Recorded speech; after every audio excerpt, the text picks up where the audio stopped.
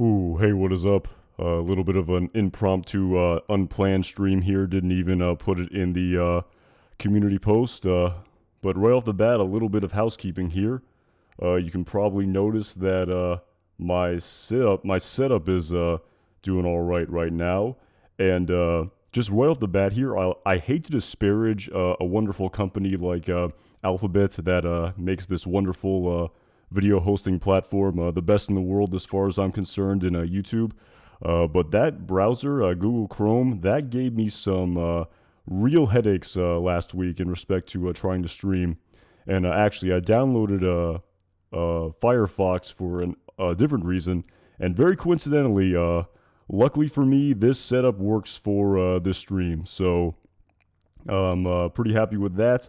Again, really appreciate all the support that I got in respect to the super chats and people saying you wanting to help me out, get a new computer and stuff like that. And I really appreciate it. And to tell you the truth, I really do need one. But computers are really expensive, and I'm not a tech savvy person at all. Never was, and I tend to just run things into the ground until they break and kind of are forced to replace them. So I'm kind of hoping to do with this computer. I mean, this computer is, I don't know how old, maybe I don't even know, like 6-7 years old. So that's pretty damn old in terms of technology with Moore's law and everything from what I've read about. So hey, how's it going, Matt from OKC, Oklahoma City? That's cool. Never been. Go Thunder. I mean, I'm not too familiar with the place, but hey, how's it going? How's it going, James? How's it going as well? How's it going, Bobby? Appreciate all the kind words to start out the stream. So anyway, like I said, kind of getting into it here. Thank God for Firefox. I can't say the world's greatest browser. I kind of feel like I'm stepping on YouTube a little bit. But my God, I don't know about you guys, but Google Chrome has been giving me. This browser is just the bane of my existence right now. And I thought my computer was screwed up, but it's pretty much Google Chrome that's screwed up. So I'm doing well. Thanks for asking, James. I hope you're doing well as well. But anyway, kind of getting into it here in sort of celebrate the fact that I can actually use OBS again. To tell you the truth, I was planning on making a video today about Jimmy and Kim's plan, but unfortunately, real life kind of got in the way. It is what it is, it tends to happen. And, I just didn't have time to make a sort of long form video on Jimmy and Kim's plan. And actually, when I was sort of, putting the video together and starting to script it a little bit, I realized that there's really there's so much here that I don't know and I'm sort of speculating on and just putting theories out there that I really don't know if, I have enough information to really make a concrete video in respect to Jimmy and Kim's plan. So for this video, I kind of want to go back and sort of, I did kind of want to see what everyone else was thinking about it, and also kind of just wanted to sort of have more of an open forum to sort of speculate here in respect to, the plan here that Jimmy and Kim are going to enact in the final episode of the first half of Season 6 of Better Call Saul, the mid-season finale, plan and execution. So, yes, Matt Duncan, actually, I did see finally that Patrick Kubi's name. I did see the decoded notebook, and you would imagine that, if his name's in there, I'd be hard-pressed that he doesn't appear in Season 6 of Better Call Saul. I mean, some of the other names, they seem to be just sort of completely, I would say, new characters or sort of just characters that we haven't seen yet. So, again, I don't know if we're going to see every single one of them. We probably won't. And I know that Lawson's name was decoded in that book as well, and we've already seen him in Season 2 of Better Call Saul in the episode entitled Gloves Off initially, and then again in the episode entitled Click in Season 2, but we haven't seen him since. So I really hope that's sort of foreshadowing the appearance of Patrick Kubi for sure at Matt Duncan. So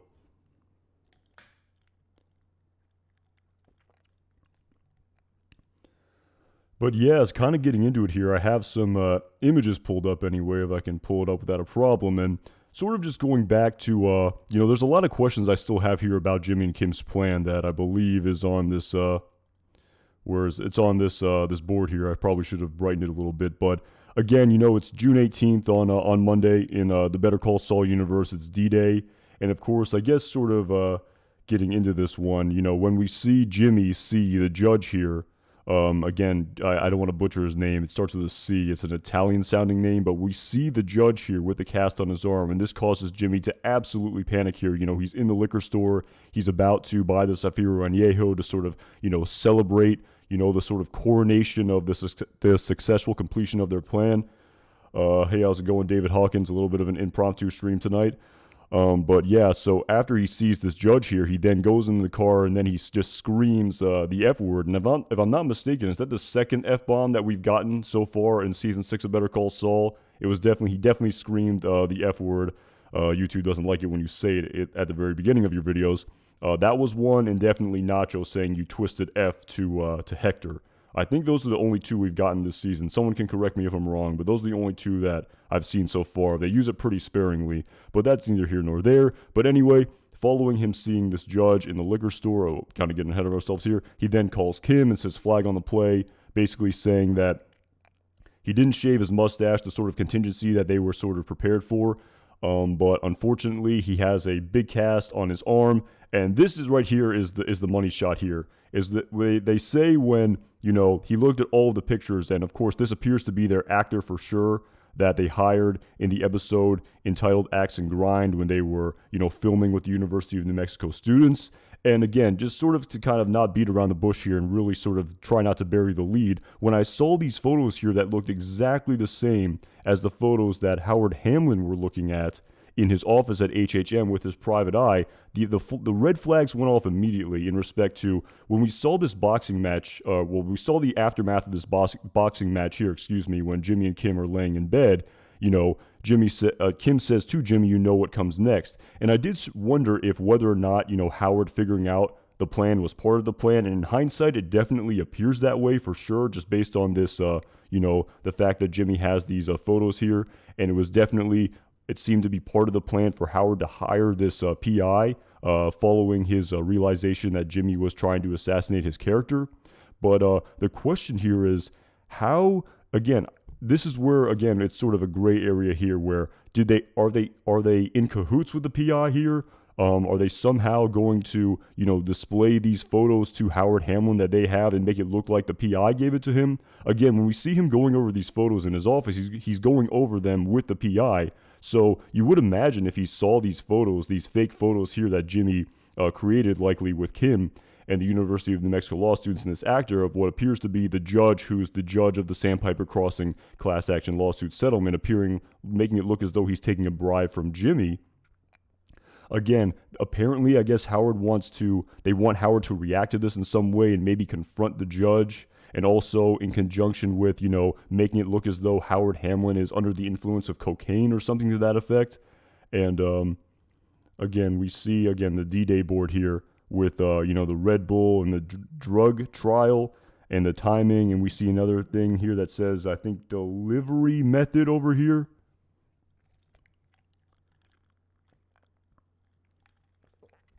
So again, there's a lot of questions here in respect to this plan, and they didn't reveal it to us. Obviously, they want us to be in suspense. They want us to absolutely watch the mid-season finale here and figure out what Jimmy and Kim are planning. And so, yeah, that's the sort of question here, is that it clearly seems like it was part of the plan for Howard to find out. Of course, that seems absolutely obvious. For Jimmy to get his ass kicked, that seems to be a sort of, off-the-cuff decision by Jimmy there. He could have just turned away and walked. It appears as much. But again, I don't know whether or not how they're going to make the switch, and sort of getting into the promo trailer that was released prior to this episode. Yeah, that's a good point, Bobby Heron. It doesn't make sense that they would be sort of the PI would be a sort of inside man. I don't think so. But again, it's sort of like, how do they? Maybe they'll sort of slip it in there somehow, and they want Howard to look at it. I mean, what are the circumstances? Whoa, just knocked the mic down there. So what are the circumstances is the question, because you would imagine that if he just sees this new photo in this envelope, I guess that Jimmy may be holding here in the promo trailer for the next episode, you would imagine that he would want to go over it with his PI instead of just confronting the judge. Again, there's so much we just don't know here. It's hard to speculate for sure. And again, when Kim turns around here and says it happens today, again, when Jimmy basically says that their plan is shot here because, I mean, unless the judge, I guess, broke his arm the day before somehow, I mean, you would imagine that there's maybe a date on the photo or something to that effect, so they would know that he probably, I mean, this looks like he had this cast on his arm for a very long time, so the photos definitely wouldn't make sense.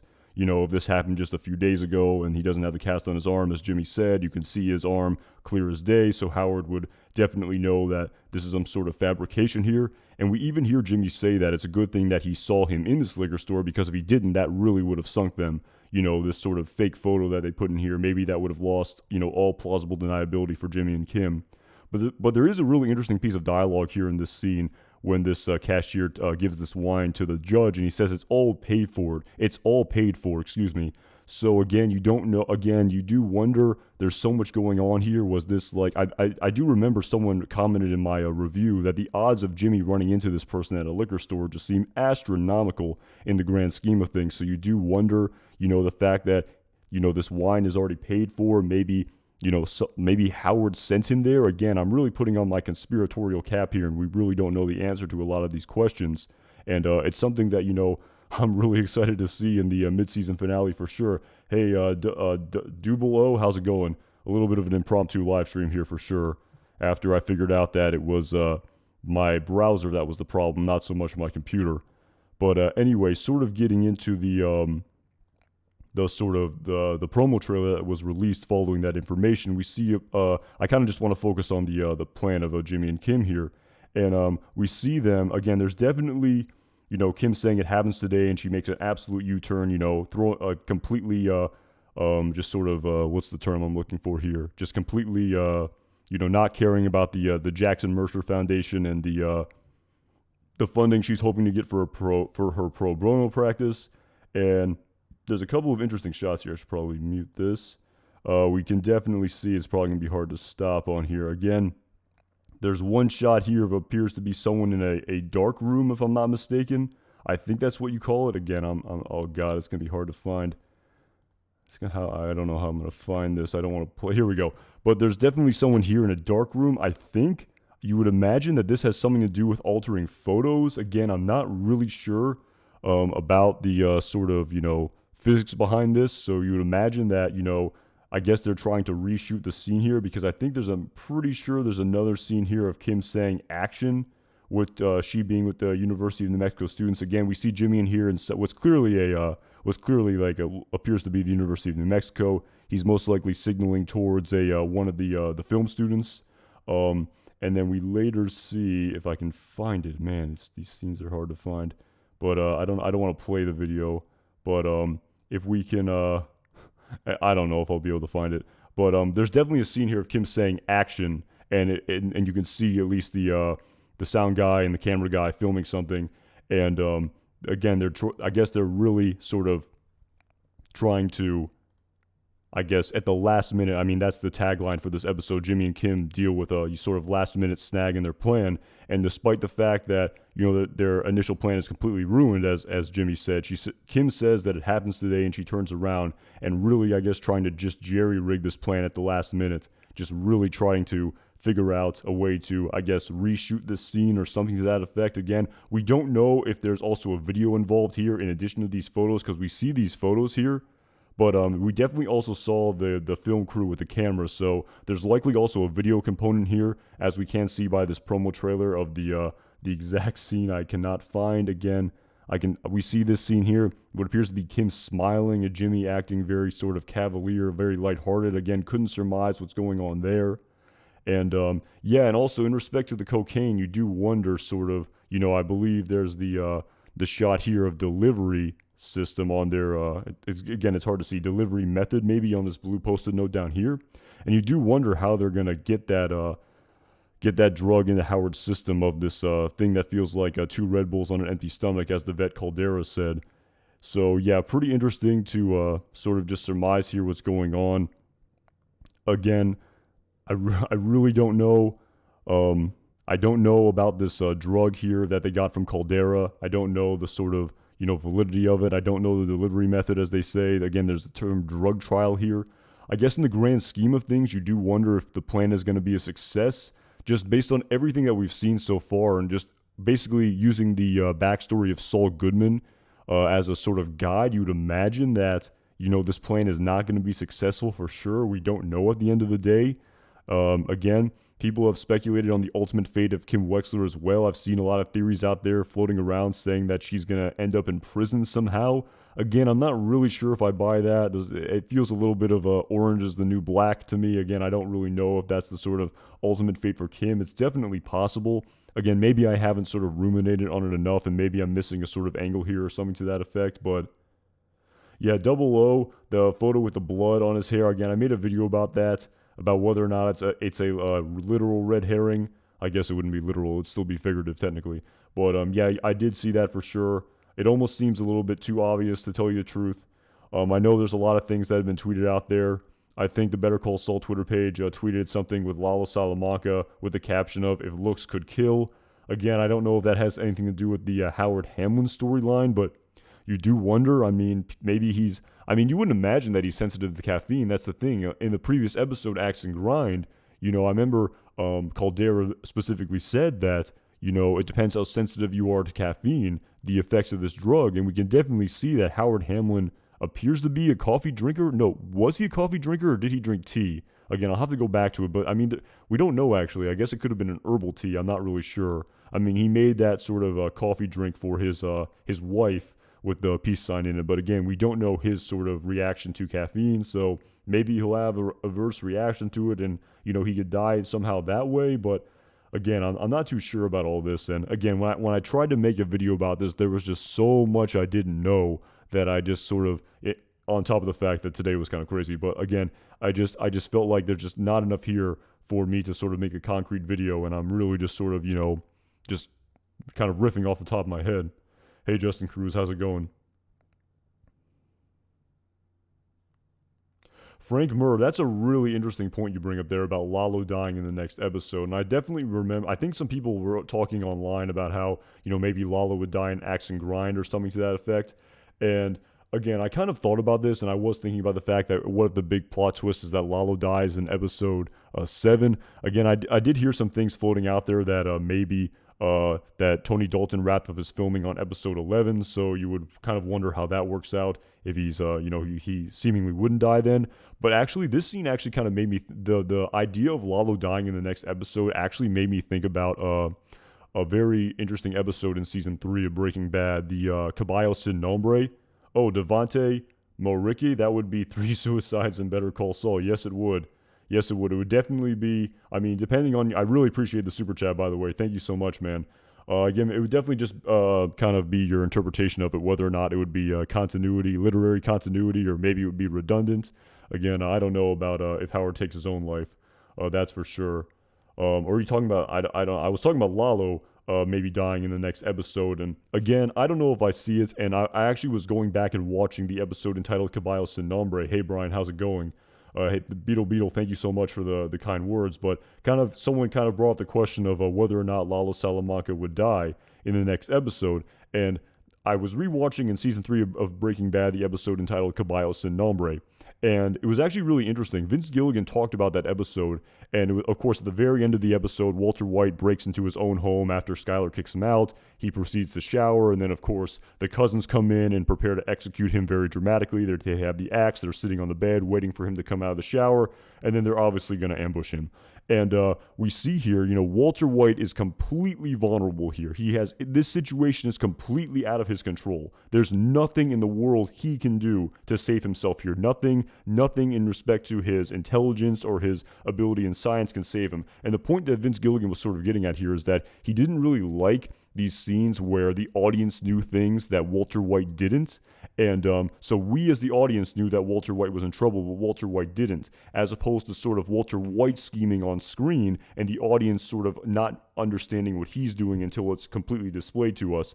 And so, again, the very sort of long path I'm taking here in respect to Lalo's death is that if Lalo dies, I mean, he's currently in Germany right now, and I was thinking, like, what if Casper killed Lalo? And I think the big problem with that, I mean, it would have been an absolute twist for sure, but I think the big problem with that is that initially, we as the audience would know that Lalo was dead, but all the other characters who are afraid of him, such as Mike and Gus and Kim and Saul, they would currently be in the dark about it. So we would know information that they did not, and any sort of suspense that they had in respect to Lalo Salamanca sort of coming after them would be completely diminished by the fact that we as the audience know that he's already dead. So I guess if he does die, I would imagine that it would have to be something incredibly symbolic, where it would have to be in a respect where like it would have to revolve, in my opinion, around Mike and Gus. Because, like I said, if he dies without the knowledge of them, it really diminishes their storyline, in my opinion. Because any sort of suspense and fear that Gus has, is completely overlooked by the fact that, oh, well, we know we as the audience know it's no big deal. So I feel like that's kind of a hard kind of story to craft there. So if he does die, you would imagine it would have to be quite symbolic, in my opinion. And that's the sort of problem I have there.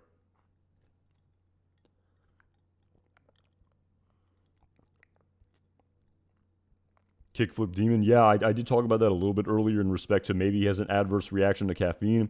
Again, I wasn't sure if he might have only been drinking tea, and again, there is a lot of caffeine in tea, but if you're a tea or coffee drinker, two Red Bulls, I mean, that pales in comparison. I mean, coffee has a lot of caffeine. I mean, you'd be shocked how much caffeine that the normal person consumes if you're a coffee drinker.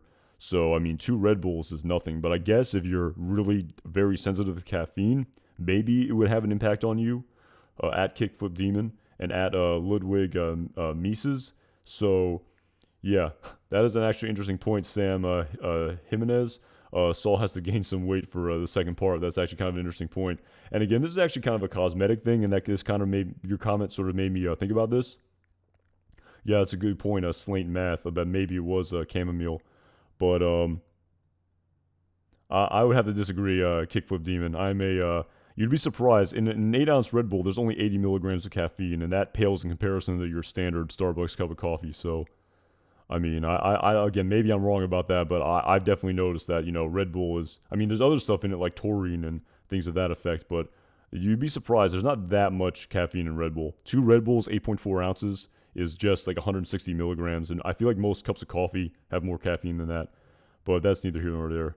But yeah, as Sam Jimenez said, it's definitely kind of funny. I think when Saul initially was displayed to us in season 2 of Breaking Bad, in the episode entitled Better Call Saul, he definitely had a bald spot, and it was kind of balding for sure.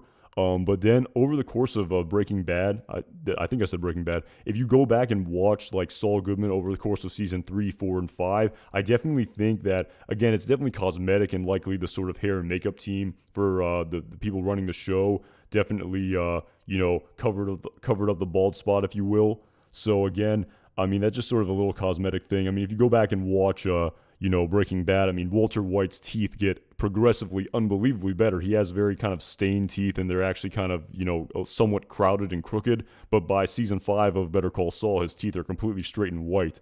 So again, I mean, I know that's just a cosmetic thing that's done in Hollywood, for television and stuff to that effect. But I guess if you're a real stickler for continuity, you would be like, huh, that's weird. I guess Walter White was using Invisalign and we never saw it, and he also got his teeth whitened. So, I mean, just kind of a cosmetic thing there in respect to Saul Goodman's weight and in his hair. But it is an interesting point for sure in respect to continuity.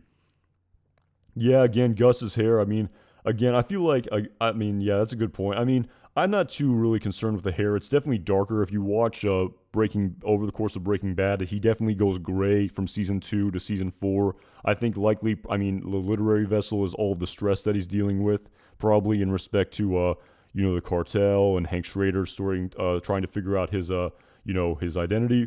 But yeah, I mean, the hair now, I mean, it is what it is. I mean, my goodness. I mean, Steve Gomez looked completely different from how we saw him in season 1. I mean, yeah, of season 1 of Breaking Bad compared to when he came back in season 5 of Better Call Saul. So, again, these cosmetic things, I feel like we have bigger fish to fry in respect to the storyline. And I've kind of, the aesthetic things, it doesn't bother me too much. I mean, it's definitely noticeable in many respects, but, I feel like there's just kind of more important things to nitpick, so.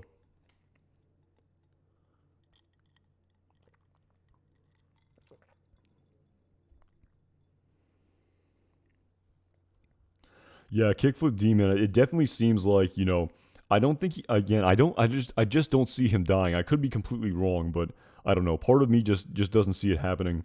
And again, I don't see Kim Wexler going to prison either, but I could be completely wrong on both of those. So again, with those open-ended sort of speculations, it's tough. It's really tough to put a kind of concrete theory out there when there's just so much we don't know. But yeah, there is that clip in that in the promo trailer, if I can find it here, of Howard running up the stairs very frantically, saying, again, we don't know if the scenes are spliced together. Saying he's going to try to figure out what's going on, and then we see Clifford Maine say Howard. So again, a lot of sort of unknowns here in respect to what's going on. And again, just sort of actually to go back to the video I made on this shot here, if I can find it. Again, before I guess, I mean, here's the meeting happening here. I think Rich Schweigert's in this scene. I think Irene Landry, who was, I think, the original plaintiff in the class action lawsuit, is going to be in this scene. But yeah, again, I guess we'll just have to wait and see for sure in respect to the storyline. And yeah, to tell you the truth, I made this video about this, this maybe being JP Wynn, but to tell you the truth, after second look here, this gym definitely doesn't appear to be the same. I mean, maybe unless it's a side gym, we do see young children here. Maybe it's like a middle school or elementary school instead. Yeah, Sydney Storm, yeah. So, as I made that video about Walter White and Jesse Pinkman appearing, again, irrespective of whether or not it's going to happen in this episode, it was more just about the fact that I completely overlooked the potential of this literary vessel, even though it doesn't look like it's going to happen here. But, Gus Fring is this sort of pillar of the local community, and he goes to all of these places, and he, makes donations, and, like I said, he just supports these, local community causes as a, just a I don't know, a bastion of just philanthropy, I suppose. And yeah, like I said, it is the summer anyway. I guess it is technically possible that their paths could cross, but yeah, it seems the brush by cameo, it doesn't really seem like it would work. With I mean, maybe, I mean, who knows? Maybe at the same time when Gus Fring met Walter White, apparently for the first time in season 2 of Better Call Saul. Oh man, the episode is slipping me. Was it the episode Mandela, if I'm not mistaken? I could be wrong on that, but it was definitely the first time that Walter White met Gus Fring, but who knows? Maybe Gus did remember, if he somehow bumped into him at JP Wynn, even though this probably isn't JP Wynn. Maybe Gus Fring would remember that, years down the line when Walter White eventually becomes the meth kingpin in Albuquerque, New Mexico. So, just food for thought here. It is a potential literary vessel, and I definitely don't think that this is, a high school. But who knows? I mean, right now, Mike Ehrmantraut said to his family that he was in Chattanooga, so you'd imagine that if maybe this is Kaylee's school, she's on the younger side, so you wouldn't imagine they'd want to run into Mike here. That would be kind of a problem, I imagine, because, it would raise a lot of questions, such as why did you tell us you were in Chattanooga when you're really here the whole time? So, yeah, just a lot of sort of food for thought here.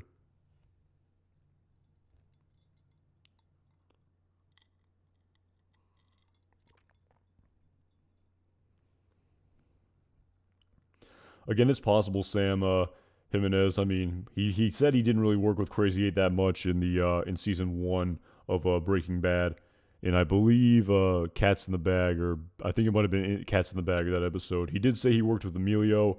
Again, I don't really know. I mean, some people did say that IMBD is not the most accurate in terms of concrete cast credits before episodes air, but I guess we're just gonna have to wait and see on that. So.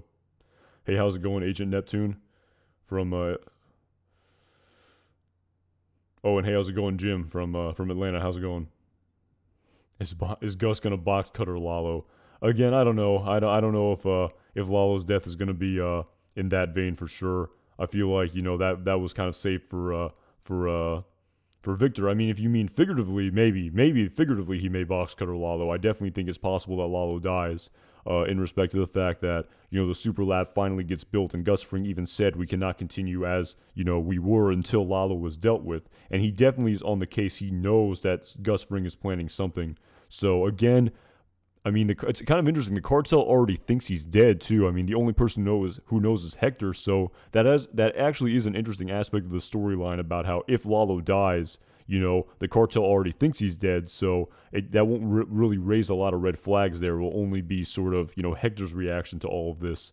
And, yeah, he will use the gun, Agent Neptune, that he put in the super lab, most likely. And it is actually kind of funny, if you go back to that very first meeting that we ever saw between Gus and Hector in Season 3 of Breaking Bad, the episode entitled IFT, you really see that just sort of absolute vitriolic hatred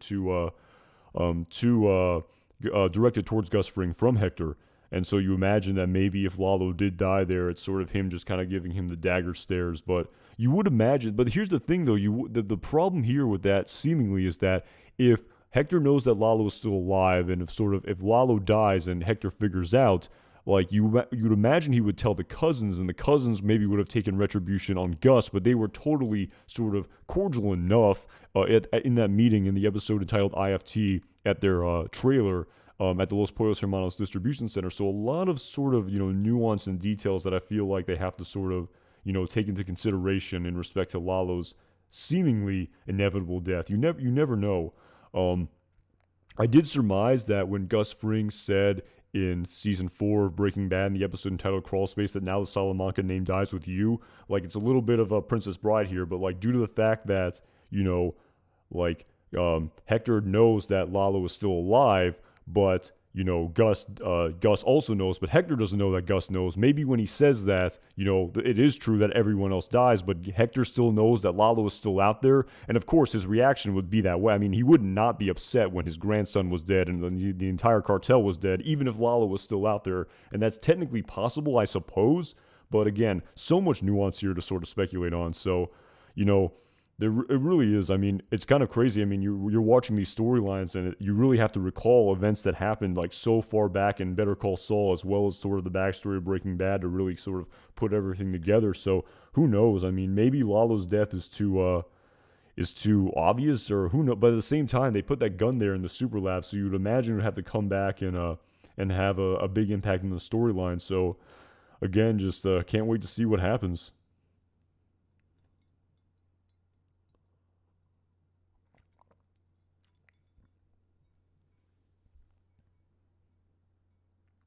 That's a really good point. Second coming of Bast.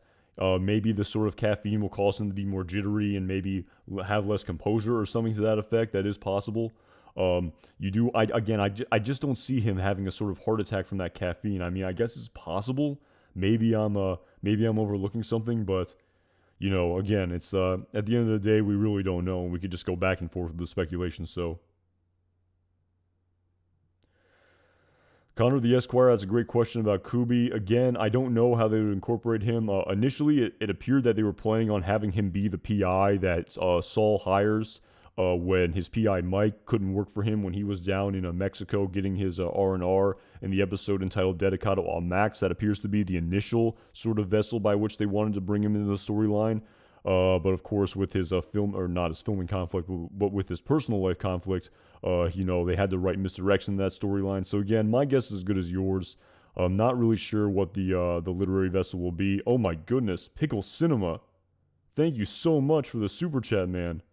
Wow, I really appreciate that support. My goodness. I mean, my God. Thank you. I mean, I'm at a loss for words, man. That support really means a lot. Thank you so much. Ooh, but anyway, thank you, man. But anyway, kind of getting back into the Patrick Kubi thing. I forgot who even asked that question. At Connor the Esquire. Again, when we first saw him appear in Breaking Bad in season 4, again, the episode is slipping me. I should know. I'm actually not too well versed in the Breaking Bad titles. It was Box Cutter 38 Snub. And then it might have been the 3rd episode that season. I don't actually remember the episode. But if we go back to that, he was sort of a fixer that sort of Skyler used when in regards to the plot that Walt and Skyler wanted to get Bogdan to sell in the car wash. Sort of a kind of forcing him to sell in respect of some sort of environmental laws that he had broken that would have been cost a lot of money to fix. And, again, it was actually kind of funny there at the end of that episode, when Bogdan agrees to sell and they sort of, cheers with that champagne, that expensive champagne. There's a whole nother sort of plot detail there. But if we sort of I go to that dialogue that Skylar said, she said that Saul came through for once. So Walt said Saul found the guy. And you would really hate, in my opinion, the point I'm trying to get at here is you would really hate for that to be the very first time that Saul ever interacted with Kubi. And luckily, as, again, I'm missing on the name here. I'd have to go way back in the chat. I believe I want to miss on the name here. I believe it was Matt Duncan. That's right. He said that the Kubi, the notebook was decoded, and someone actually might have mentioned that most recently too about the how much is the black book worth to the Caldera. That's a great question, but you would imagine that since Patrick Kubi's name is in that notebook, you would imagine we would have to see him for sure at some point in time. I don't think it will be in the next episode. I feel like we have so many other storylines here going on in respect to just, Lalo and the aftermath of Casper. That's a whole nother thing. I'll probably get into that at a different time. The plot with Jimmy and Kim and the last minute snag in their plan, what's going on with Mike and Gus. Again, there's so much happening here. I don't know how we get Patrick Kubi in the mid-season finale, and to tell you the truth, I don't think he comes in the mid-season finale, but just based on the fact that we see his name in the book and that Bill Burr has said that he owes his acting career to Vince Gilligan and would really come across, in my opinion, as big timing to not appear in this show's final season, I would imagine for sure that he's gonna be in the second part of season 6 of Better Call Saul.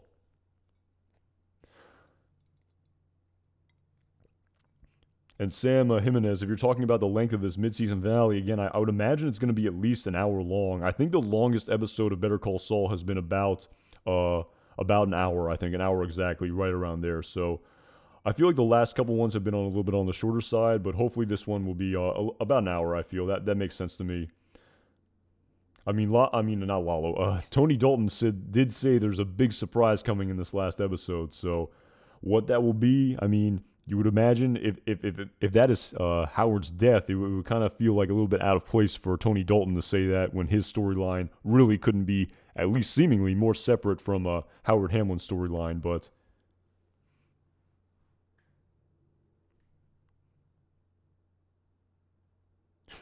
if only Bill Burr could act.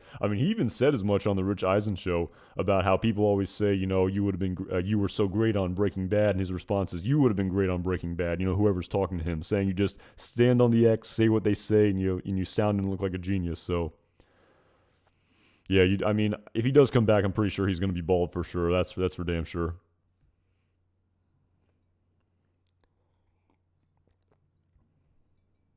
And again, I definitely have a video idea for Patrick Kubi that again I'm probably gonna have to save for another time. That I'm definitely ruminating on and definitely thinking about. Probably will put it out there maybe if and when hopefully he returns back into the storyline. But definitely have a sort of another Patrick Kubi video. I know I've made a ton of them in terms of just speculating and hoping he appears, but yeah, you would love to see him for sure in any capacity, even if it's just one scene. Who knows? Again, it's Bill freaking Burr, for crying out loud. He's such an unbelievable megastar. He was the friggin' host of SNL. You don't become more of a household name than the people who host that show. And it's crazy to think an actor like that is currently on, this wonderful series. So it would just seem like a colossal waste of an opportunity to not have the second member of Saul Goodman's A-Team that traces back to the plot of Breaking Bad, who was right there, side by side with Saul Goodman and Walter White. To have him not appear, it just seems like just an absolute missed opportunity, and I can't say it enough.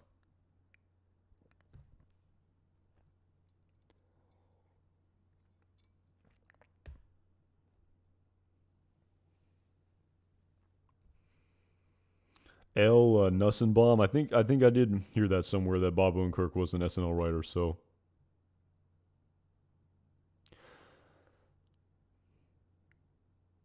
yeah, Justin Cruz. I feel like I've talked about that the Huel thing. I don't want to repeat myself too much, but again, you do kind of wonder the story of Huel when he wasn't hired until season 4 of Breaking Bad, and but he's been in Saul Goodman's life since since season 3 of Better Call Saul. So you do wonder how they kind of squared that circle of that missing 2 seasons. Like, where in the world is Huel Babineau? And actually, a point that I haven't brought up is that during that storyline that ensued in season 4 of Better Call Saul, when Huel hit the police officer over the head with the sandwiches and the soda when he was arrested, I did wonder if that scene was going to explain Huel Babineau's absence from Saul Goodman's life. I wondered, is he maybe going to go to jail? Is that what's going to sort of explain why he didn't hire him until season 4 of a Breaking Bad? But that definitely didn't turn out to be the case. That was a great scene that happened, a great episode truly, in the episode entitled Kushada with that letter writing campaign.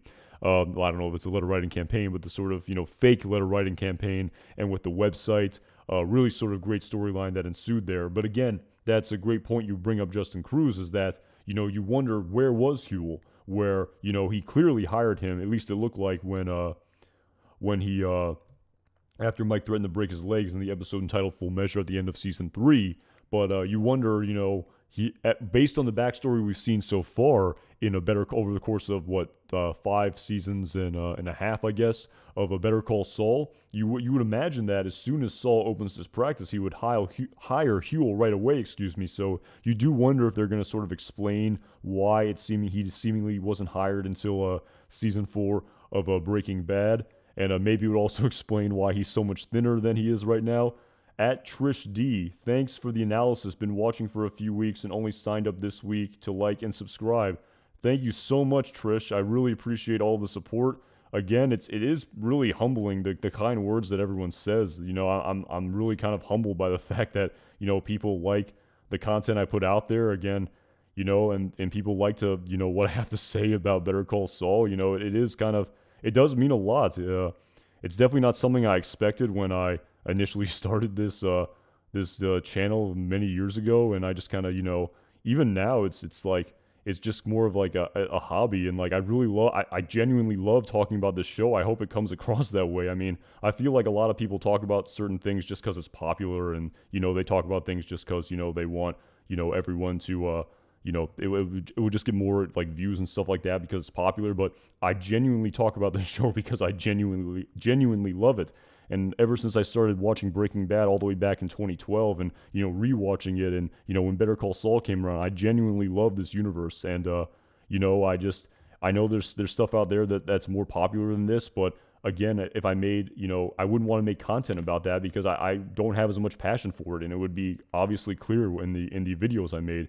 And, I love this show. I love talking with people about this show. It's like one of the reasons why I love, doing these live streams, because I love to hear what other people have to say. I learn so much, and there's so many different theories and different perspectives that I miss. And I learned so much from these comments on my videos as well. There's so many different perspectives that I don't see. So again, Trish, I really appreciate the support. At Pickle Cinema, I really appreciate the support as well. And, I'm definitely looking forward to making more videos during this season, and can't wait to make videos after we see what happens on Monday.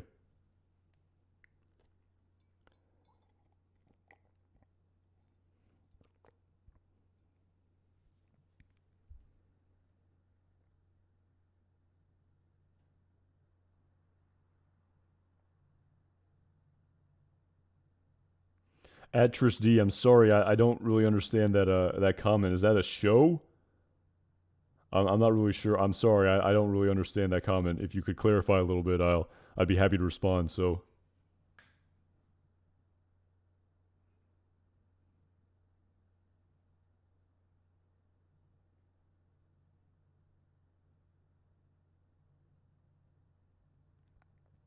Again, at Mendoza's Coyote, that's a really great point you bring up about Casper not going to budge and Lalo going to Kai, because I did surmise that the next logical continuation about this storyline is that Lalo is going to go after Kai. But people said that, if Casper just spills the beans here and tells him we're building a structure underground, all the secrecy, et cetera, then there's no need to. But I mean, I feel like Casper knows that he's already dead here.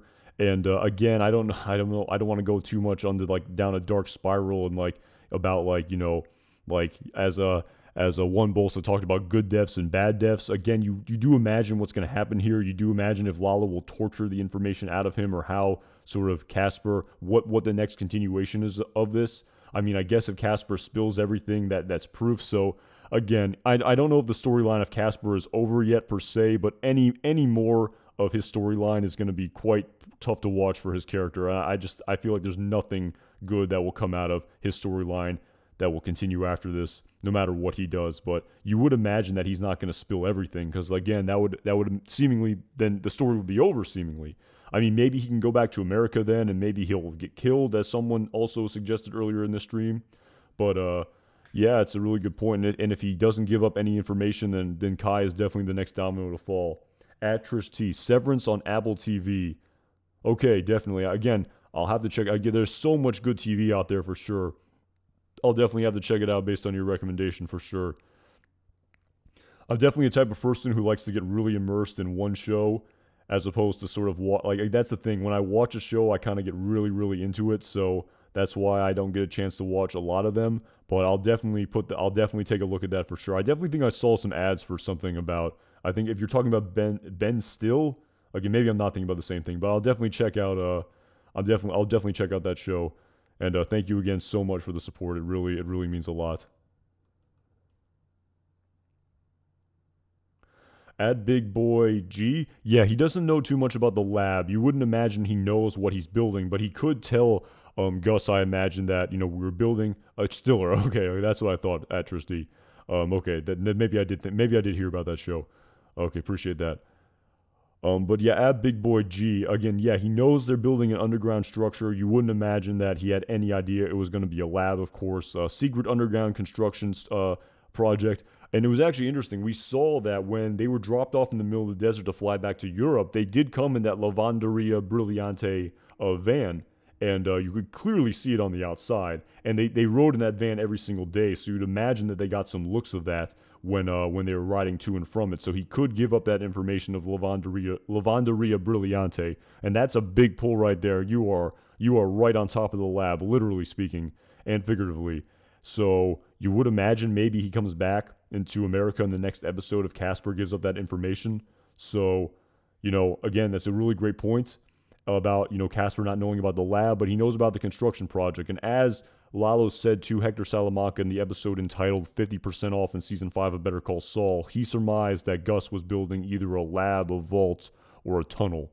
So I guess there is a tunnel in the super lab. That's a whole nother storyline there, but again, we'll just have to wait and see in respect to what Casper tells Lalo. Endo, I appreciate it. I appreciate the kind words. Thank you so much.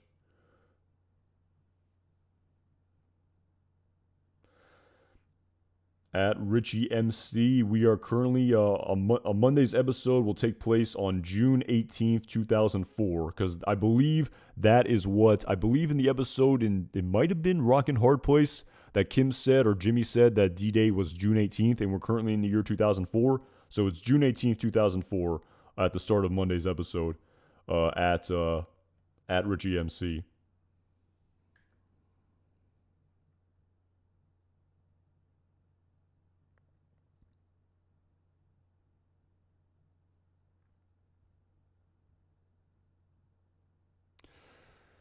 And actually, kind of speaking about that, I mean, I have seen some people sort of, I guess, take what's the word I'm looking for, but kind of take exception with how Lalo was even able to get to Germany. Because again, I don't want to. I guess we can kind of take a history lesson here. I don't remember it. I was pretty young when it happened, but I mean, the post sort of 9/11 era, I guess it would have been pretty hard to fly to Europe, and you'd imagine that all of the travel restrictions were very intense.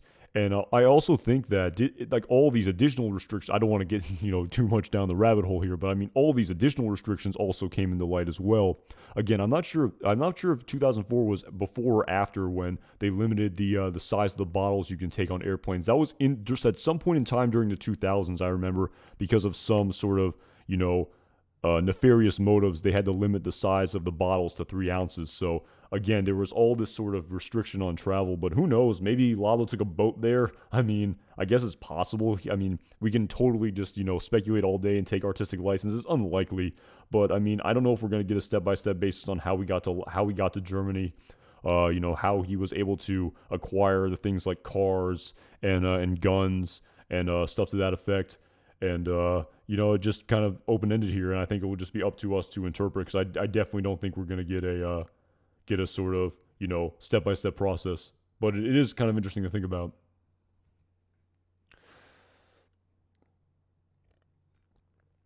Again, I don't want to kind of take too much sort of exception to the sort of story that was crafted.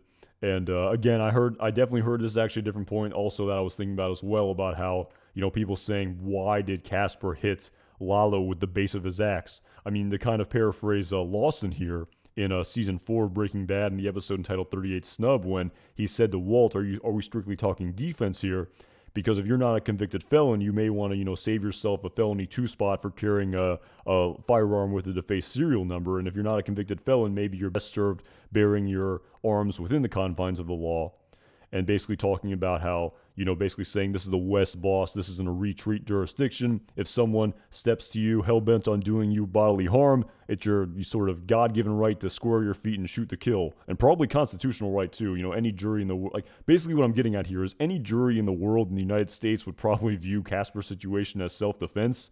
If someone came on your property with a gun, I'm pretty sure any jury in the United States would declare that self-defense if you attack them with an axe and, I guess effectively killed them that way. I don't know what the laws are in Europe. Maybe, at the same time, maybe he had a little bit of too much hubris here with the fact that he's a big, strong guy. He's a tall guy. He's very strong. He's someone who chops a lot of wood. Maybe he thought his base axe swing would truly incapacitate Lalo, and it sort of did. He probably did break a rib.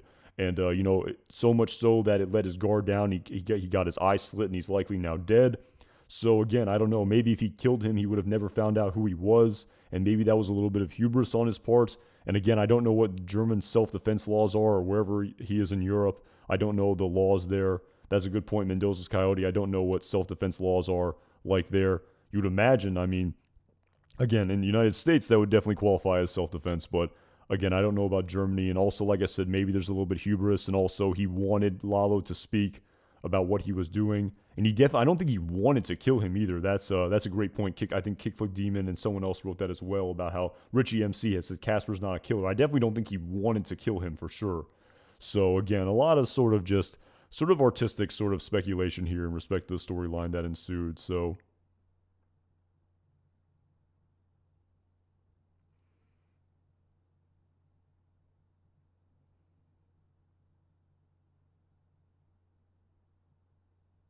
That's a great point, Sam Jimenez.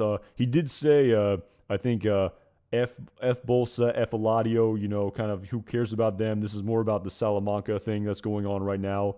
And, maybe he wants everyone to think that he's still alive. I don't know if he knows enough yet, though. That's the thing as well, Sam Jimenez. If Casper doesn't tell him enough about how, I guess he could call Bolsa from Germany and say, I'm alive, I'm in Germany, I faked my own death, but Gus is building this secret project where it's like, well, where is it? Like, do you have any proof? He doesn't have any proof. He currently doesn't know where it is. He doesn't know where the project is. We know, because we saw it over and over again in this, over the course of this series, over the course of season 4 of Better Call Saul, but Lalo still doesn't know. And unless Casper tells him about Lavanderia Brillante, he definitely doesn't have enough to talk to Juan Bolsa yet. So it's kind of an interesting storyline for sure. There's a lot of moving parts here. Lalo is definitely sort of going rogue. And, man, you almost hope for a sort of quick and painless death for Casper. it's kind of over now. It can't be that quick and painless based on what happened. But, you hope there's not too much suffering on his character for sure. At Brian C, thank you so much for the super chat. I have a good family friend who is on the show. She didn't spoil it. She said for this episode, wait until you see what they do to... okay, I guess that's not too much of a spoiler for sure. I hope you just didn't give away his death there. I'll take that with a grain of salt. A lot of people have sort of seen it coming. Howard's death. I told you I made that video earlier about how he sort of did that Instagram live video about how, that Jimmy McGill, he's going to be the death of me, with that sort of look on his face, almost sort of giving it away, he couldn't be more obvious. So you do wonder if he would, in hindsight, we can say, wow, he really kind of spoiled it there. And who knows? Maybe maybe it's not his death. Maybe it's something else. Maybe it's something else besides his death. And, we'll just kind of have to wait and see here. But, I can't wait to see what they do to Howard for sure. Yeah. Add David Hawkins. Hey, I want your input on my theory on Gene. So I think he's going to decide he can never run from this. He misses being Saul, so he goes back to ABQ and faces the music, and he fights for his freedom, and in turn gets his color back. I can definitely say that based on that teaser that they posted of Saul Goodman walking past that cork board, in that 15-second teaser where he rips down the $5 million wanted poster for him. We definitely see the other flyers there saying that it really appears that he's in Albuquerque at David Hawkins. So I mean that I think could come into light when he says I'm going to fix it myself. I mean, you do wonder what that means. I'm going to fix it myself. I mean, the very initial reaction I had is that he's going to sort of go after the cab driver and kill him as a loose end. Again, I don't think that was sort of my initial reaction. I don't think that's right. And after seeing that corkboard, I definitely think that Gene going back to Albuquerque makes a lot of sense. I agree on that for sure. In respect of fighting for his freedom, I mean, he definitely misses being Saul. I mean, that scene that he, where he in season 2 of Better Call Saul, where he gets locked in the garbage room and he graffitis onto the wall, "SG was here." I feel like Saul is truly the persona that he sort of loved the most, and he does truly miss it. I mean, we saw him in season 1 of Better Call Saul watching those old Saul Goodman commercials. I mean, that was clearly his whole life. I mean, he was the type of person who loved having his face on bus benches and billboards and late night television commercials all over Albuquerque. But in respect to him fighting for his freedom, again, I don't know how he would exonerate himself if that's what you're sort of referring to at David Hawkins. I mean, I feel like he seems to be dead to rights guilty in a lot of respects, and maybe there is some sort of smoking gun in respect to, things that he did, and if there are any sort of documents available. I mean, maybe Francesca shredded everything. I mean, it definitely doesn't look good when you're wanted for questioning and you tear your office up and shred a bunch of documents and leave in the middle of the night, so to speak. When the DEA wants to question you as a result of your direct connection to Walter White, who was clearly involved in the death of 2 DEA agents, and you could clearly be culpable in that somehow. Again, I definitely see him going back to Albuquerque. Again, that's such the sort of the crux of everything, though, is what is the sort of final fate for Gene. And it's really something I really need to think about more. And I kind of always just assumed he'd get away with it. But it's like after sort of, him being made by Jeff and his identity being discovered, you do wonder how he's going to be able to get away with the whole thing. So that's a great question there. I don't know how he fights for his freedom. I definitely think he goes back to Albuquerque for sure, David Hawkins. And, I just can't wait to find out for sure. I mean, I think again, the name, I think Justin Cruz might have asked, when will we see Gene? I think it's pretty clear we're going to see him during the premiere of part 2. I think that cold opening scene will be Gene for sure. Maybe they'll do a total sort of,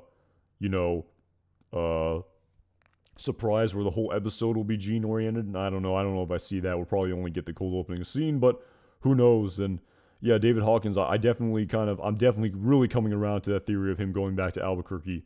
But at the same time, we have that sort of, I guess, literary sort of symbolism out there floating around about how, Kim Wexler's from Nebraska, and we see that close-up shot of that license plate that happens to be in black and white. That license plate was very coincidentally a black and white Nebraska license plate, and guess who else is currently in Nebraska in black and white? None other than Gene Takovic. So, it is a lot here for sure. And again, the ultimate fate of Gene, that's such a good question, because I've even thought about, I wonder what the very, very last thing we ever see of the series is going to be. Is it going to be of Saul Goodman? Is it going to be of Gene? Is it going to be of Jimmy? Is Jimmy actually, was Saul Jimmy all along? I mean, what's the parting shot of the series? What is it going to be when we finally see the conclusion of the series? And to tell you the truth, I'm really sort of vacillating on, is the story more about Gene? Is it about Saul? Is it about, Saul, Jimmy becoming Saul? Again, there's so many questions here that, I guess will be answered in 7 episodes from now.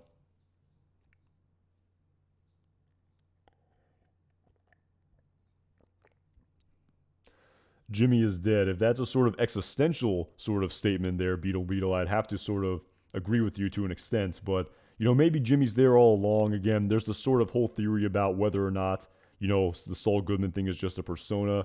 Maybe we'll sort of see that displayed to us. I discussed that in a previous video about how again, we've always sort of hoped we'd see Saul Goodman at home. You would imagine we would see it. We've seen his home, but we haven't seen him at home when he's just all alone, seemingly without Kim. We did see all those sort of, what's this thing? A paraphernalia of, of a single person who wasn't in a relationship. There may have been a stripper pole in that house, if I'm not mistaken. And there was definitely some sort of very, other sort of accoutrements there that you would imagine is if there's someone who's, with multiple women as opposed to just one. At the same time, I mean, again, I don't know what the deal with canon is in respect to the webisodes, but there definitely is a webisode out there of Breaking Bad entitled Live Saul Cam, where he's in his office and he's absolutely having sex with a prostitute. So, again, I don't know if they sort of just brushed that under the rug, saying that's not canon or that's just a joke or, whatever.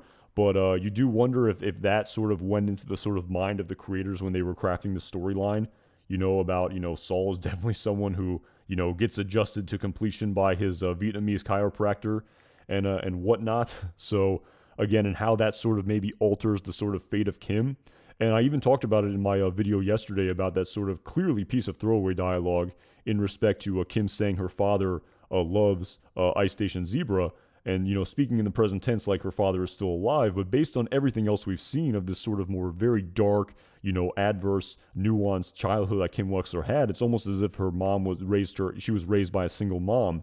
And that definitely contradicts the sort of just, more or less sort of normal, middle class upbringing that, a comment like that sort of makes it seem like Kim Wexler had, but it was anything from the case. And she hasn't mentioned her father outside of that one sort of piece of dialogue in season 2 of Better Call Saul in the episode entitled Amarillo. So again, who knows? I mean, Kim Wexler spinoff, maybe we'll get a very deep, nuanced, I don't know about that. I don't know about that at the end of the day. I feel like we maybe heard some dinging there. I don't know where that came from. I feel like we may be again, it's the sort of inverted ziggurat as Vince Gilligan talked about. I feel like we may be sort of coming to an end in terms of the universe. Maybe we'll get a movie, but again, who knows? Again, just sort of the concept of just adhering to this throwaway dialogue in respect to Beetle saying Jimmy is dead. So just sort of food for thought here in the last 7 episodes of this universe, maybe ever.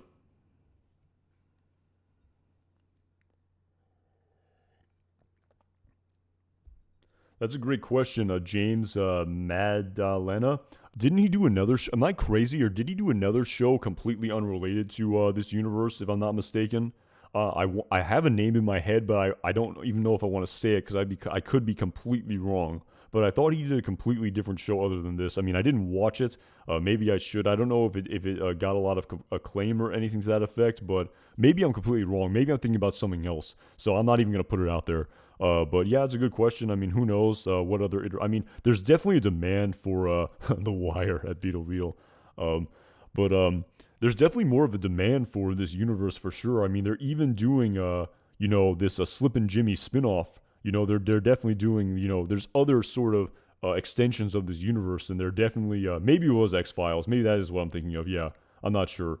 I definitely did. That did get a lot of acclaim though, so I may have been totally wrong there. But just in respect to what people saying what Vince Gilligan will do next, there's definitely a lot of sort of demand for projects in this universe. So again, like I said, you think maybe we'll get a movie? Who knows? I mean, like we got with El Camino, it's possible. So I mean, I couldn't even surmise. I mean, we couldn't even really surmise what the movie would be until we see the culmination of Better Call Saul as a series, but. At the Recovery 716, was Mike's daughter-in-law in Breaking Bad? I'm thinking Lalo could come after her, a lot of possibilities. Yes, she was actually in Breaking Bad, but very interestingly, again, I think it was in season 3 in the episode entitled Half Measures. If I'm not mistaken, it was either half measures or full measures, and we only see a shot of her from a distance where Mike is dropping off his granddaughter at his daughter-in-law's house. It wasn't revealed to us to be his daughter-in-law, but yeah, it was actually played by a different actor in Breaking Bad. It's pretty cool if you go back and watch that. It's a completely different actor, and the backstory hadn't been completely set yet, but she was in Breaking Bad, I believe, in one scene, in either full measure or half measure in season 3, and we only see her from a distance, and we actually didn't even know the full backstory. It wasn't even revealed to us that this was his daughter-in-law until Better Call Saul. It could have maybe even theoretically been his daughter, but yeah, it was played by a different actor. They had a new actor play her in Better Call Saul, but yep, she has one scene there. I'm thinking Lalo could come after her. A lot of possibilities. Yeah, it's definitely true when he talked about, oh God, the name of the street is slipping me. But when Tyrus told Mike that why did you take guys off your house? Mike said we're stretched thin. I haven't been home for more than an hour in like 2 weeks or something. And then Tyrus said, the least possibility is the street name and basically the street your daughter-in-law lives on. But yeah, Mike's definitely planning for that contingency. Tyrus says that it's a long shot at the recovery 716.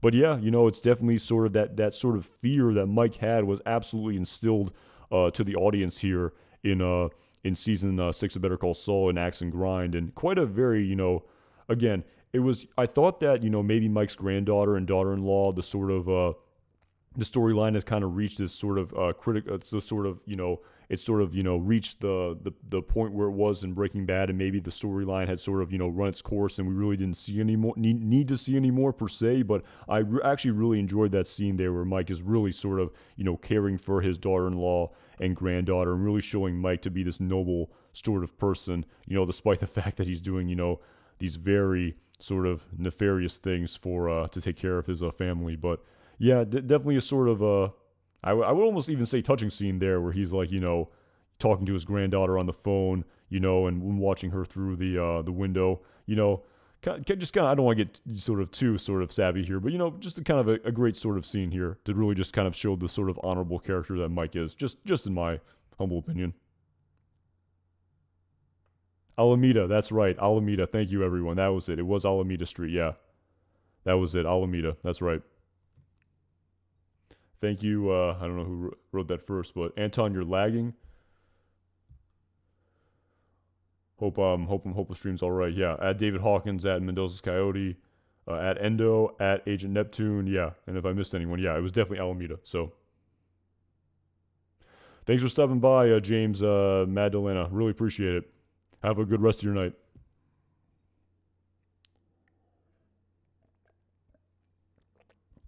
Yeah, at Kickflip Demon again. I forgot who someone who gave the who made that about Saul going back. Was it yeah, at David Hawkins about fighting for his freedom. Yeah, he definitely seems pretty culpable, and in respect to, there seems to be a lot of sort of smoking gun in respect to his association to Walter White. So again, I think he's sort of dead to rights guilty here. So I really think, I don't know if he can sort of exonerate himself like he how Craig Kettleman wanted to exonerate himself. So kind of a tough one to square there. But I definitely think he goes back to Albuquerque based on that one teaser we saw. So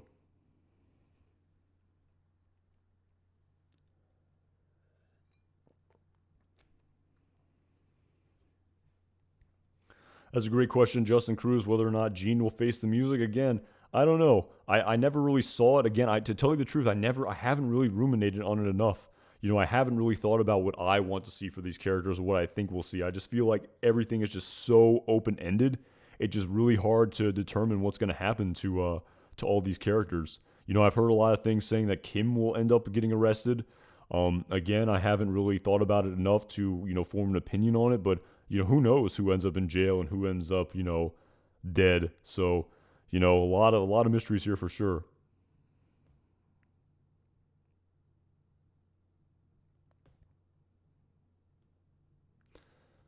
Again, at Charles Switzer, I mean, Walter White did say on the phone that, what happened to Hank, he crossed me, so kind of implied that he killed him. And Saul Goodman is right there with Walter White. So again, that's not looking so good for him. And yeah, I don't know if a jury would, if he was indicted and put on trial. I don't know if if we're gonna get not guilty verdicts on all the things he's been accused of. So again, I definitely think to think that Saul Goodman would get off scot-free in terms of prison. Again, that's hard to see that for sure. Yeah, AB, I gave up speculating after Rock and Hard Place. Yeah, it's pretty tough for sure. I mean, yeah, that was quite the culmination there of Nacho's storyline. Really, sort of an A++ in my opinion. Definitely a lot of setup after that. It was really hard to, I think, follow that for sure.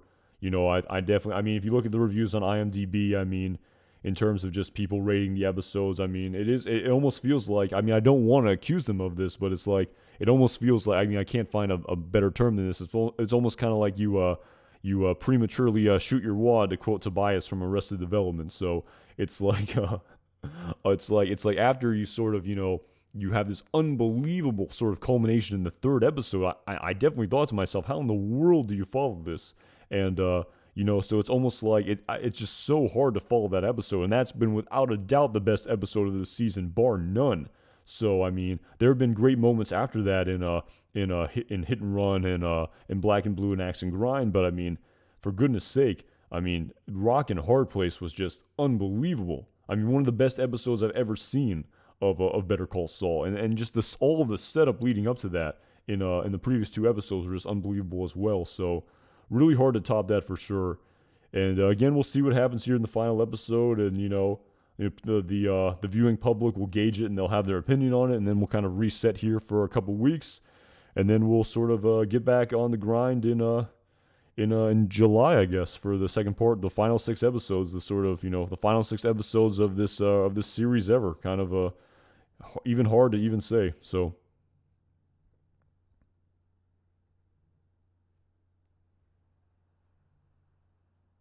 at Sly Seth, wow, 25 times all the way through. That is a lot. I've definitely watched it all the way through, not that many times, maybe 4 or 5 times. But like now, I've seen it so much, I tend to sort of when I go back and watch things, I tend to sort of like watch it certain aspects of it. There's certain scenes that I go back and rewatch now. There's certain in some episodes you don't want to rewatch every single scene when you've already seen it 4 or 5 times, just in my opinion. But damn, if you've seen it 25 times all the way through, that's impressive right there.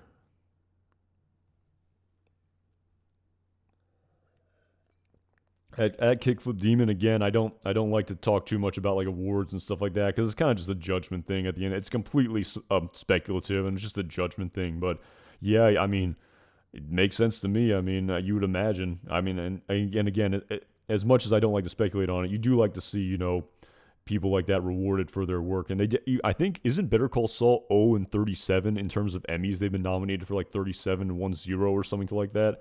And so again, I don't know how much the average fan cares about it, but the people making the show, they definitely care about that, and they want the show to be rewarded like that. So yeah, you would imagine. He would definitely get nominated, I guess. I hope he wins. I mean, I wouldn't say I hope he didn't win. I would imagine he's going to win for sure. And I definitely think the way they set it up, I think because of the way that half seasons fall, I think they're eligible for two Emmy cycles. So that's just something to think about for sure. So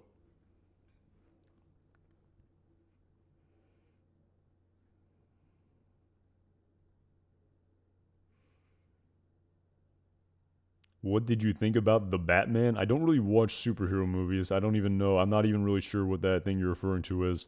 I'm not the biggest fan of fantasy and stuff like that. I tend to watch shows that are more rooted in like reality and like real life and stuff like that at Treen Cove. So yeah, I'm not the biggest superhero movie fan.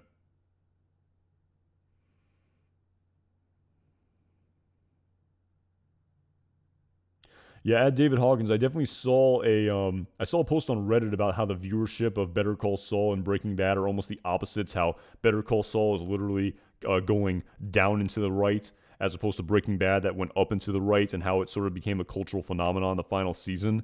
And I did see some people on Reddit kind of say, well, it doesn't really factor in the cord cutting and the streaming error, as opposed to when Breaking Bad ended in 2013. I mean, streaming was definitely not what it was like it is now. I mean, like so many people don't have cable, and again, I don't know what the how these metrics are factored and stuff like that, but yeah, I mean, like I said, I know people for sure. I know a lot of people who saw Breaking Bad who have not watched Better Call Saul. I definitely know. It's just anecdotal, but I definitely know people like that. So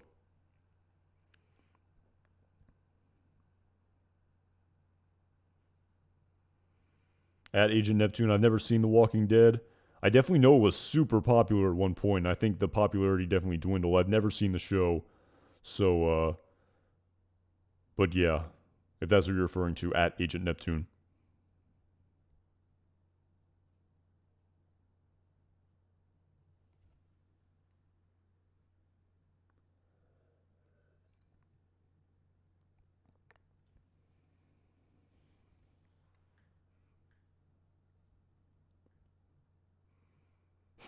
At Mendoza Coyote. I'm sorry to hear that. Again, I don't know that movie, but I'm sorry you didn't enjoy the Batman.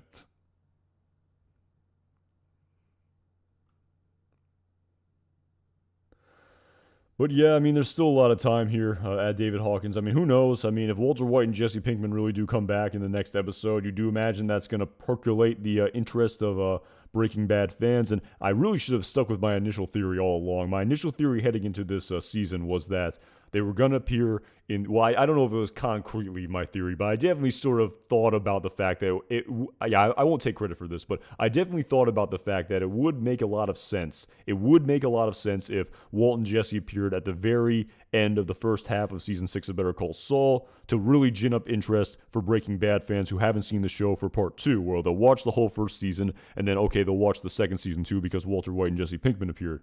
And again, I totally changed horses midstream and, kind of totally fell for the red herring in respect to the black and blue title, and they didn't appear at all.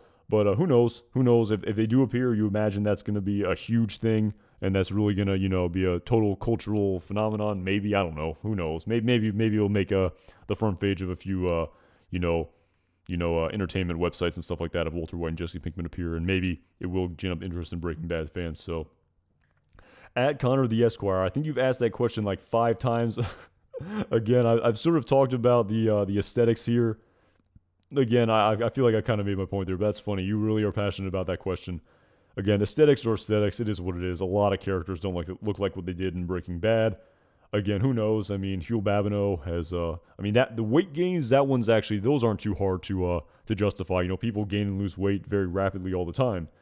So it is what it is. But yeah, I'm not too worked up with in respect to cosmetic differences. It is what it is. I'm more. I feel like we got bigger fish to fry in respect to the actual story. So yeah, David Hawkins they definitely got me for sure. I mean, the title's black and blue. The photo announcing their return was in the episode Negro y Azul. They got me. They done got old Rando for sure. I definitely shouldn't have fell for it. So everyone's saying that it was way too early and it didn't make sense. You were absolutely right. I was absolutely wrong. And it definitely looks like it will be more symbolic for sure. And according to IMDb, it's happening on Monday. Again, take that with a grain of salt, but that's what it says.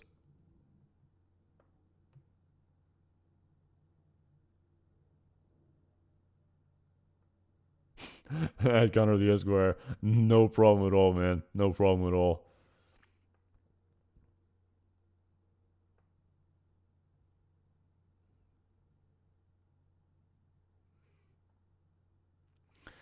At Haya doing, yeah, I mean, like I said, we all age. I mean, it's unfortunate, just an unfortunate fact of life, As Max said, and It's Always Sunny in Philadelphia, we're not all gonna look 21 forever. So again, I mean, again, the aesthetic thing, I definitely notice it. I would be lying if I said I didn't notice it. You definitely. I mean, if you go back, if you watch Better Call Saul, which takes place at least 4 years before Breaking Bad, and then you go back and watch an episode of Breaking Bad, you'd be like, wow, these characters look a lot younger in the future. But it is what it is. So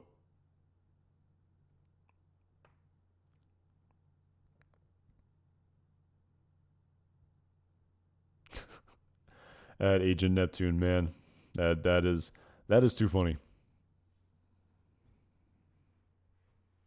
Yeah, at Charles Switzer, unfortunately, that's a really good point. Like I said, I was really holding out hope for that Gus Fring spinoff in Chile, but after someone who knew about this much more than I did, they said that anti-aging CGI is way too damn expensive. So with just the nature of television, I don't know about all that. So yeah, unfortunately, yeah. You wish. I mean, eventually, that's the thing. Like this technology becomes cheaper and cheaper over time. I mean, it's amazing. I mean, what like the big screen TVs? I mean, years ago, the ones that would be viewed as absolutely terrible, they cost thousands of dollars, and now you can get them for like $400 or $500. I mean, it is a lot of money, but I mean, I'm just saying. Proportionally, things get cheaper over time. So the point I'm trying to get at here is maybe in the future when this anti-CGI technology becomes more cost-effective, it will be more ubiquitous in television. Maybe it will be a sort of very sort of highly used feature in film and television in the years to come. But right now, yeah, unfortunately, it's just too expensive. Apparently, and Kaylee has Benjamin Button disease. Oh man, Tree and Co. That's funny. Again, I mean, I don't want to, hurt myself falling off my high horse here in respect to Kaylee's age. But you do wonder that when they first started crafting the storyline in the show, you do wonder if they kind of had this conversation like, all right, Kaylee Ehrmantraut is supposed to be 10 years old in season 5 of Breaking Bad, if I'm not mistaken. So, we should probably factor that in and not make her look 10 years old, 6 years in the future. But, I guess, things get overlooked sometimes. It is what it is. So, no one's perfect. There's continuity errors that happens. This one pretty striking for sure, but like I said, this one has been going on for so long. I can't even let this one get to me anymore. So.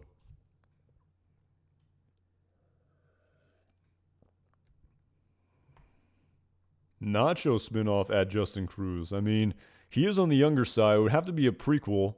I mean, hey, I wouldn't be opposed to it. It is kind of pie in the sky at this point, but I kind of like the way you're thinking here. Probably won't happen, but hey, Nacho Varga prequel would not be opposed. Would not be. I mean, we know the ultimate fate. I mean, we wouldn't be able to have a Gene Takovic sort of intro. You wonder how they would sort of work it out. I mean, the great thing about this show is that Saul Goodman's fate was completely open ended, and you have this whole sort of additional storyline you would have with Saul Goodman, but with the character being having passed away in a spoiler alert. Excuse me. I'm sorry if I just ruined that for everyone, but Nacho Afterlife spinoff, but. Yeah, at this point, like I said, Vince Gilligan said he's in no hurry to do another sort of iteration of this universe. Like I said, like it's a lot of work. They want to write really good shows. I mean, and you do wonder how the fact that this. I mean, someone mentioned I mean, I don't want to say the word, but I mean, in respect to the filming, again, I'm not too well versed in actual filming technology, but in respect to the story, you do wonder if the sort of delay that was caused because of the way of the world in 2020, 2021, and that sort of extra time they had in the writers' room. You do wonder if it maybe gave them the opportunity to sort of craft these very intricate storylines where they're sort of having callbacks to all the way back in season 4 of Better Call Saul and stuff like that. You do wonder if that sort of extra time in the writer's room sort of impacted the story. But in respect to the filming itself, again, I haven't been bothered by it too much. I haven't really I mean, maybe some people have pointed out certain things, but overall, I haven't really noticed it too much. It is kind of weird how they did all the podcasts and everything. I mean, weird in hindsight how everything was done during a point in time where people couldn't interact, and then it's kind of, a little bit, the contrast is a bit stark because, now things are starting to get, more back to normal, in air quotes, I suppose. So, I don't know, I've definitely noticed that when they put out all the podcasts and everything, how everything is done via, over the internet when people don't do that as much anymore, so.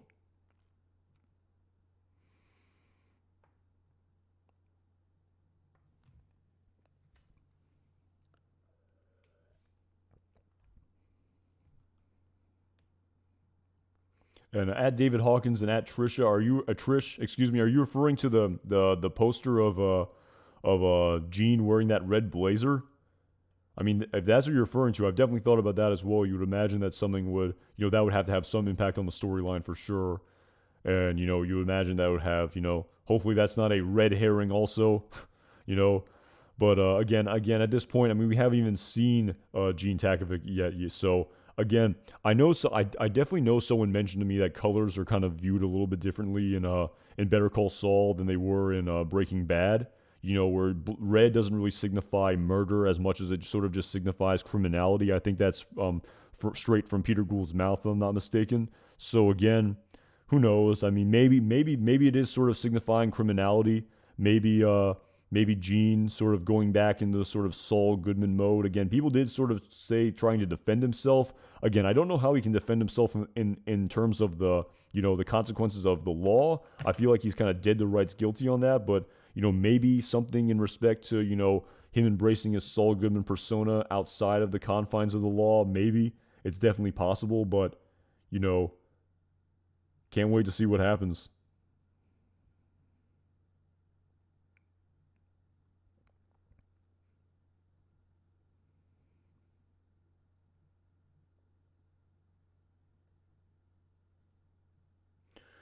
And yes, Galen Halcyon. Yeah, I would imagine that. Again, I talked about. I think the next logical continuation would be a movie in this universe akin to El Camino. But again, we'd have to probably see the final story before we'd even begin to speculate on that. So who knows? At the same time, maybe this is it. Maybe Better Call Saul is truly the end. I mean, we do get Slip and Jimmy, but I don't know if that counts.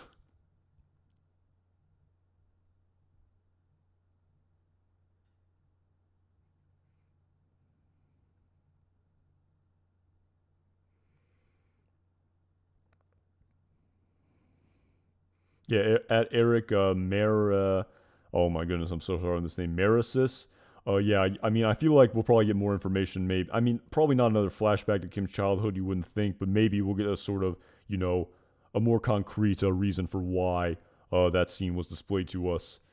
I mean, again, it's still sort of ruminating on it for sure in respect to, Kim's mom did say, "Relax, Kim, you got away with it." I feel like that was the sort of, that was the last piece of dialogue in this scene, and maybe that's going to really sort of come into light in the next episode where, you got away with it, and maybe she won't this time. Maybe that's the kind of premise here of why they showed that scene of her in the 80s when, she was a young person, but yeah, you do wonder. I mean, it is kind of true what her Kim's mom said about the fact how when we saw her in season 5 of Better Call Saul in the episode entitled Wexler v. Goodman, she definitely seemed like a straight arrow, and the shoplifting kind of seemed out of character for her for sure.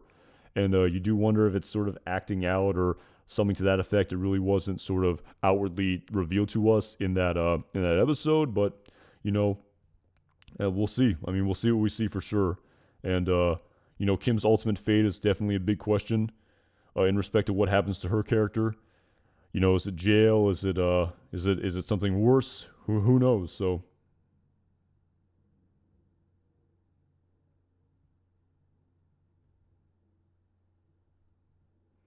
yeah, Justin Cruz actually, who knows in respect to Kim's father? I mean, the way she sort of talked about her, she definitely sort of spoke about her in a very positive light, excuse me, even though we haven't heard about him in any other circumstance in respect to Kim's childhood. So, I mean, if he sort of ran out on on Kim and her mom, you wouldn't imagine she would speak about her father in such a positive light. There's a lot of nuance there. Like I said, I'm pretty sure it's just throwaway dialogue that they really didn't account for based on the sort of very nuanced and sort of tragic storyline they would craft for Kim's childhood.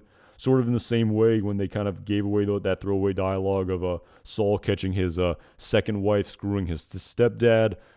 Throwaway dialogue like that, really didn't sort of, mesh with the very tragic, nuanced story that they displayed for Saul Goodman over the course of Better Call Saul. So I think it's just throwaway dialogue, and whether or not they address it, who knows? I mean, at the same time, we don't know if they're ever going to address Gus Fring's children dialogue. I mean, it would be. I was actually kind of thinking about this. I was thinking about the fact that maybe he'll sort of have the I forgot. Oh my goodness, I forgot their names. I think the Rymans maybe or something to that effect. The house next door. Maybe he'll have them over for dinner and their kids will be there or something to that effect. And that's what he meant when he said to Walter White he doesn't get a chance to cook that Chilean dish because kids won't eat it. But I don't know about that. I kind of like the theory that people are saying about how he was manipulating Walter White. I kind of like that one a little bit better. So it is what it is. So, hey, Kim's dad in the military. I guess, yeah, it's possible he is MIA, killed in action. But I mean, that's actually an interesting theory. That would actually I feel like that would sort of mesh with the sort of tragic nature of her storyline at Pablo Wayne. That's a very interesting theory. Maybe he was killed in combat. It's possible. That would sort of explain why she spoke very highly of him and why he was never around. It's possible. That's actually really, I didn't even consider that. That's a great theory right there. If you came up with that's pretty good right there for sure. I mean, we don't really have much about her. So if you did want to craft a very complex, nuanced backstory for Kim Wexler in a prequel, wink wink, maybe that's what you would have to do.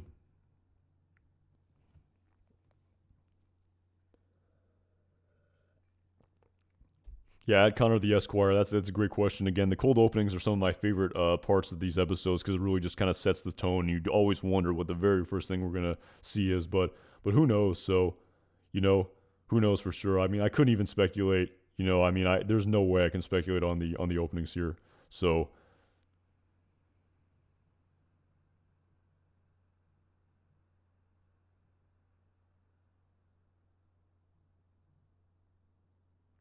again, Bobby Heron, I guess that is possible, but again, you wonder why she doesn't mention him. I mean, I don't know about that. I mean, it is possible, I guess, but I mean, with the fact that the actor passed away and they couldn't portray her anymore, can't portray him anymore. I mean, I feel like I guess it is technically possible, but again, I'm not. I have to think about. To tell you the truth, I haven't ruminated on that enough to form an opinion on it. So.